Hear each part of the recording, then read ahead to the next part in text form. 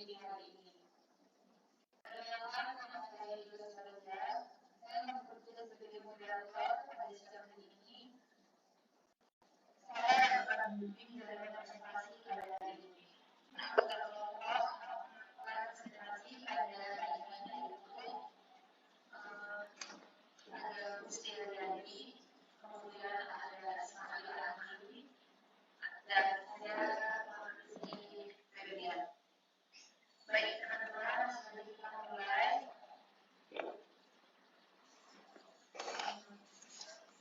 Bagaimana saya akan menjelaskan tentang alat pendeteksi kabel putus. Yang pertama, masalah kabel putus sering menjadi masalah di lingkungan rumah dan industri. Dalam presentasi ini akan dibahas tentang berbagai teknologi memahami dan mengoperasikan alat pendeteksi kabel putus. Yang kedua adalah kriteria alat pendeteksi kabel putus. Yang pertama adalah kemampuan. Sesuaikan kemampuan alat untuk kebutuhan Anda. Yang kedua adalah kemudahan penggunaan. Pilih alat yang mudah digunakan dan mudah Anda pahami. Yang ketiga, akurasi. Pilihlah alat dengan tingkat akurasi yang tinggi agar tidak terjadi kesalahan. Yang keempat ada harga. Pilih alat yang sesuai dengan anggaran Anda atau dengan kebutuhan Anda. Yang selanjutnya adalah komponen alat pendeteksi kabel putus. Yang pertama itu adalah 3 buah transistor J1812. Yang kedua adalah 1 buah LED. Yang ketiga adalah 1 buah laser. Yang keempat adalah 1 buah oscillator. Dan yang kelima adalah kabel. Selanjutnya akan dijelaskan oleh Ismail. Baik, cara kerja alat pendeteksi kabel putus. Langkah pertama, kita hubungkan dengan kabel, sambungkan alat pendeteksi kabel putus ke kedua ujung kabel yang ingin dites. Langkah kedua, switch on alat, nyalakan alat pendeteksi kabel putus dengan mengaktifkan switch. Yang ketiga, baca hasil pengukuran pada indikator alat pendeteksi kabel putus dengan mendengarkan suara pada buzzernya, dan nanti juga LED-nya akan menyala.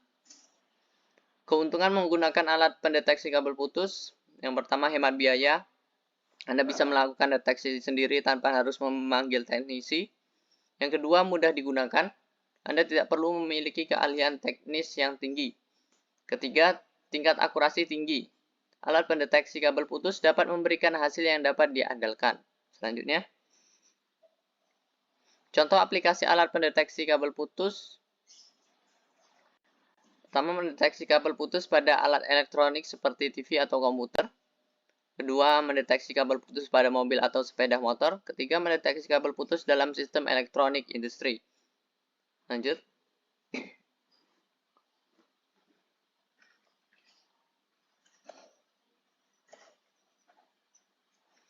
Kesimpulan, alat pendeteksi kabel putus adalah alat yang sangat berguna untuk mendeteksi kabel putus dalam berbagai situasi, dengan memperhatikan kriteria alat komponen, cara kerja, dan keuntungan.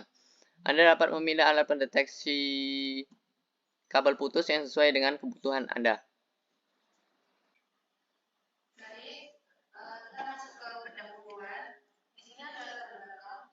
Listrik merupakan bagian dari kehidupan kita dan tidak mungkin dapat kita pisahkan. Hal ini disebabkan karena hampir semua peralatan rumah tangga menggunakan listrik sebagai sumber energi. Peralatan rumah tangga yang menggunakan listrik antara lain kulkas, setrika, mesin cuci, dan lainnya. Oleh karena itu, listrik merupakan salah satu tolak ukur dari kenyamanan dalam sebuah rumah. Tetapi perlu diingat juga bahwa listrik sesuatu yang dapat menimbulkan bahaya, baik itu dari kebakaran karena korsleting dan bahaya mati karena menggunakan listrik. Oleh sebab itu, kita harus berhati-hati dalam memanfaatkan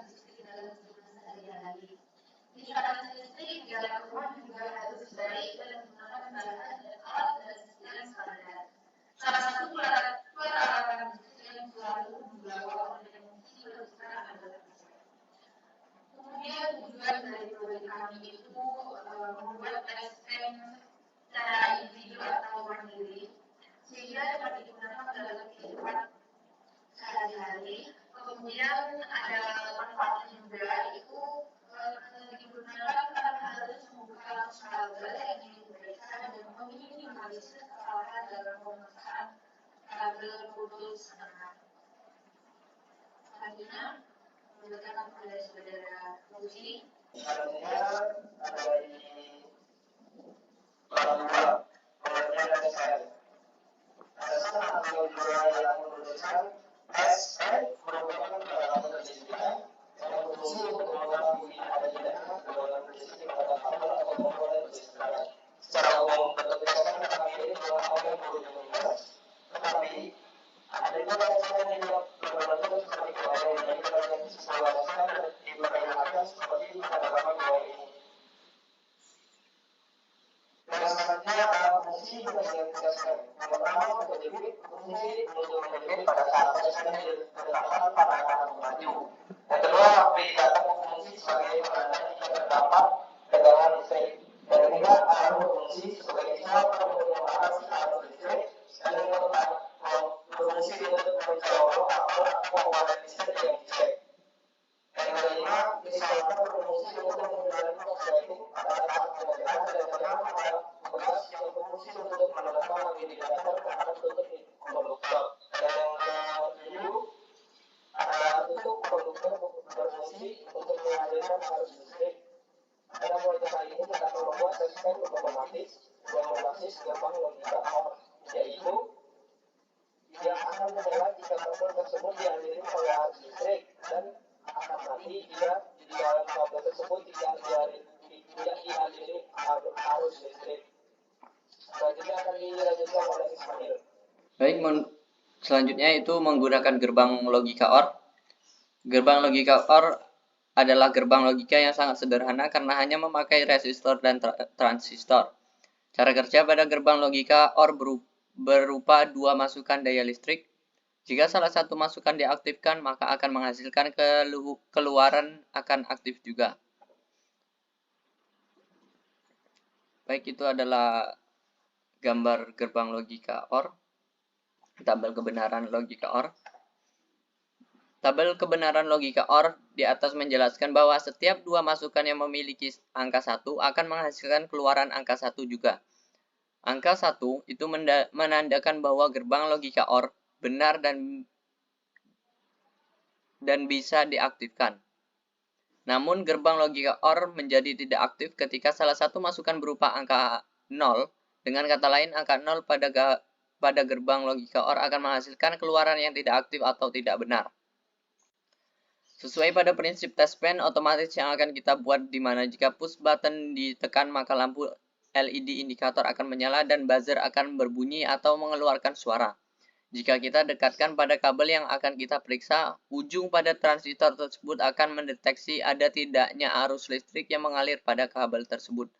Jika kabel tersebut tidak dialiri oleh arus listrik, maka lampu indikator dan buzzer akan mati. Jika kita sudah mengetahui bahwasannya kabel itu terputus, kita dapat melakukan penyambungan ataupun penggantian kabel agar dapat berfungsi seperti semula. Baik, selanjutnya akan dibacakan oleh Bang Rizky.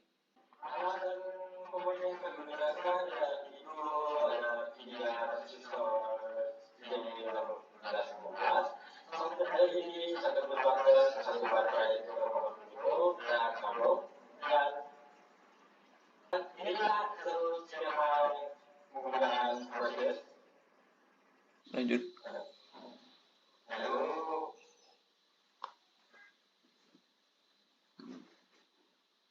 Dan ini alat yang dipakai dan terbuka dan proses.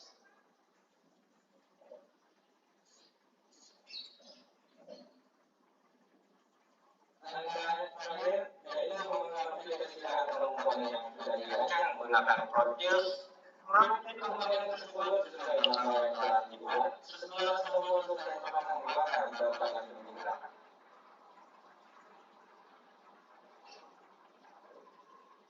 Kesimpulannya, berdasarkan proyek pembuatan alat dan otomatis kita dapat membuat sendiri alat tersebut dengan bahan yang sudah diperoleh.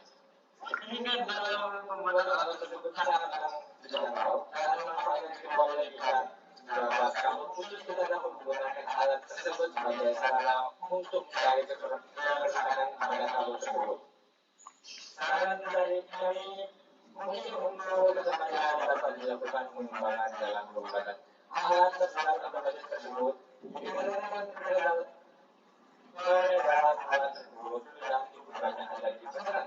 Tetapi masyarakat lebih sering menggunakan sistem konvensional dan jarang menggunakan sistem otomatis ini. Ini juga bisa dilakukan evaluasi pada masyarakat agar dapat menggunakan alat sesuai kebutuhan dan kondisi.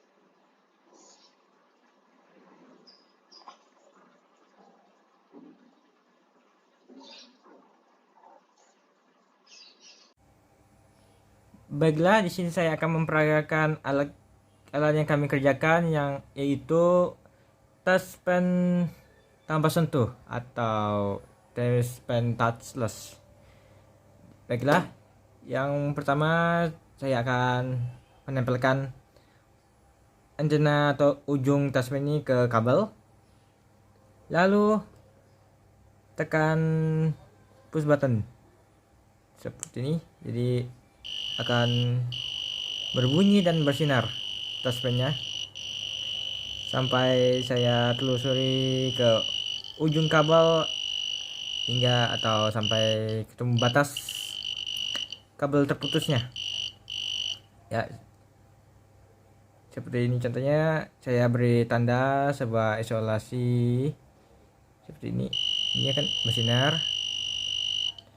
dan mati dan enggak mesin dan bunyi lagi. Sekali lagi,